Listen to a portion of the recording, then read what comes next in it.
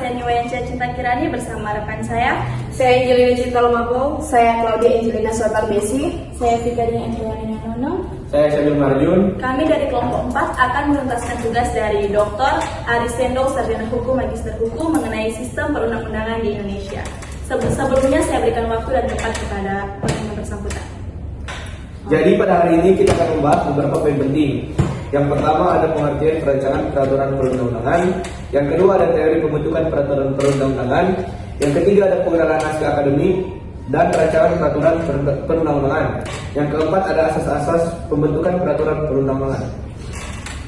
Pengertian perancangan peraturan perundang-undangan yaitu perancangan adalah proses sistematis dan terencana dalam penyusunan regulasi tertulis yang mengikat umum. Definisi pembuatan peraturan tertulis yang membuat norma hukum dan ditetapkan oleh lembaga atau pejabat berwenang.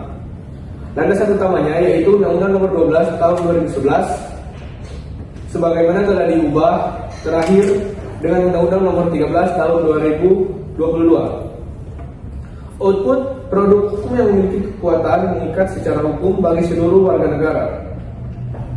Baik, kita masuk dalam tahapan pembentukan Pasal 1 Angka 1 Undang-Undang 12 2011. Proses perancangan terdiri dari 5 tahap utama. Yang pertama, perencanaan, penyusunan prolegnas dan prolegda. Kedua, penyusunan pembuatan naskah akademik dan draft awal. Ketiga, pembahasan diskusi antara legislatif DPR dan DPRD dan eksekutif pemerintah. Dan keempat, pengesahan penetapan penandatanganan oleh presiden atau kepala daerah. Yang kelima, pengundangan, penempatan dan dalam lembaran negara agar berlaku secara sah. Selanjutnya kita masuk pada teori pembentukan peraturan. Yang pertama ada teori kedaulatan yang mana hukum itu lahir dari kekuasaan yang tertinggi. Yang kedua ada teori norma hukum yang mana hukum tidak boleh bersifat sewenang-wenang atau dapat menjaga HAM, hak asasi manusia. Yang terakhir ada teori hierarki norma. Menurut Hans Kelsen, hukum adalah bertingkat sehingga hukum yang rendah tidak boleh berbeda dengan hukum yang tertinggi atau bertentangan. Selanjutnya kita masuk dalam pengenalan naskah akademik. Apa itu naskah akademik? Naskah hasil penelitian atau pengkajian hukum terhadap suatu masalah tertentu yang dapat dipertanggungjawabkan secara ilmiah. Fungsi naskah akademik yang pertama sebagai potret kebutuhan hukum masyarakat. Yang kedua dasar pertimbangan filosofis, sosiologis, dan yuridis. Yang ketiga panduan bagi penyusun draft peraturan agar substansi tidak melenceng dari tujuan awal. Selanjutnya, sistematika naskah akademik dan rancangan.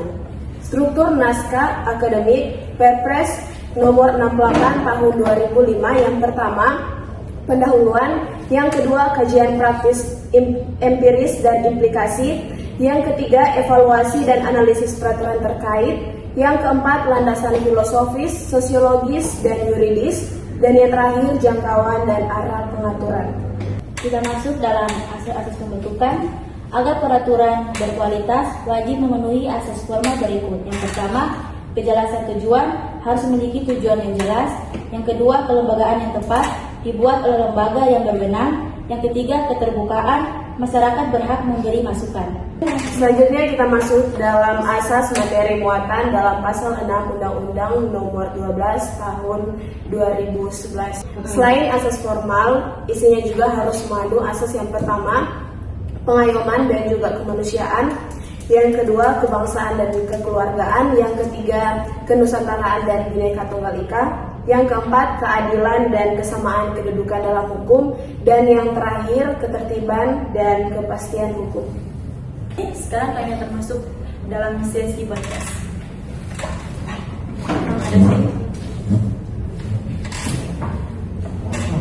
Baiklah, saya ingin bertanya kepada saudari Cinta mengenai berdasarkan Undang-Undang Nomor 12 Tahun 2011, mana sih urutan yang paling benar dari yang tertinggi ke terendah?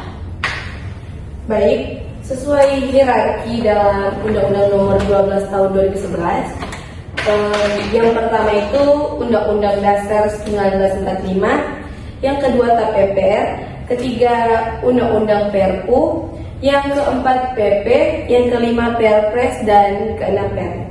Baik, dari situ kami bisa menangkap bahwa yang paling tertinggi ke terendah itu adalah undang-undang sampai dengan perda. Selanjutnya saya ingin bertanya, apa sih tugas dari MPR, Perpres, dan Perda? Baik, tugas dari MPR menetapkan Undang-Undang Dasar dan TAP MPR serta garis besar kebijakan negara. Dan kedua, Perpres, tugasnya peraturan presiden untuk menjalankan undang-undang atau peraturan pemerintah, atur kebijakan teknis pemerintah. Dan ketiga, Perda atau peraturan daerah untuk urusan lokal, sesuaikan undang-undang atau peraturan pemerintah dengan kondisi daerah. Baiklah, untuk pertanyaan selanjutnya saya ingin bertanya kepada saudari Claudia. Lembaga negara apa yang melakukan pengujian atau judicial review terhadap Undang-Undang Dasar 1945? Nah, jadi dibagi dalam dua bagian. Yang pertama Mahkamah Konstitusi dan yang kedua Mahkamah Agung. Baik, dari kedua tersebut apa sih tugasnya dari Mahkamah Konstitusi dan juga Mahkamah Agung? Nah, jadi Mahkamah Konstitusi itu untuk menguji undang-undang terhadap Undang-Undang Dasar tahun 1945, sedangkan Mahkamah Agung menguji peraturan di bawah undang-undang terhadap undang-undang. Baiklah, terima kasih kepada saudari Cinta dan juga Claudia. Selanjutnya saya ingin bertanya kepada saudari Vika. Vika, apa sih asas yang menyatakan bahwa kepentingan tertinggi itu dapat mengesampingkan kepentingan rendah? Jadi asas lex superior derogat legi inferiori. Apa sih fungsi dan makna dari lex superior derogat legi inferiori? Fungsinya menentukan peraturan mana yang lebih dipakai jika terjadi pertentangan atau perbandingan. Makna dari asas tersebut bahwa peraturan yang lebih tinggi memiliki kekuatan hukum yang lebih kuat sehingga harus diutamakan dan dipatuhi dibanding peraturan yang lebih rendah. Oke, terima kasih untuk saudari Vika. Selanjutnya saya ingin bertanya kepada saudara Syabil mengenai apa yang disebut dengan pengundangan negara dan juga dalam lembaran negara. Jadi pemundangan dalam lembaga negara itu adalah proses pencantuman resmi suatu peraturan perundang-undangan ke dalam lembaran negara Republik Indonesia agar diumumkan ke publik. Nah, pemundangan ini menjadi syarat agar masyarakat dianggap mengetahui adanya aturan. Yang kedua, setelah diundangkan berlaku asas fiksi hukum atau setiap orang dianggap tahu hukum. Dan yang ketiga, tanpa pemundangan, peraturan yang belum mempunyai kekuatan hukum yang mengikat. Baik, jadi maksud dari saudara Syabil tadi itu adalah bahwa supaya masyarakat mengetahui undang-undang yang ada di negara ini. Ya. Baiklah, untuk saudara Abil, saya ingin bertanya tentang jawaban yang tadi kamu berikan. Apakah ada peribahasa yang menyangkut di dalam tersebut atau yang dikandung?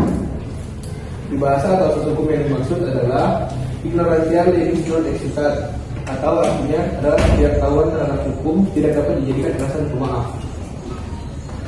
Baiklah. Sekian review materi dari kami dan juga podcast dari kelompok 4. Kami dari kelompok 4 pamit undur diri, dan apabila ada kesalahan dalam podcast kami serta review materi kami mohon maaf. Dadah.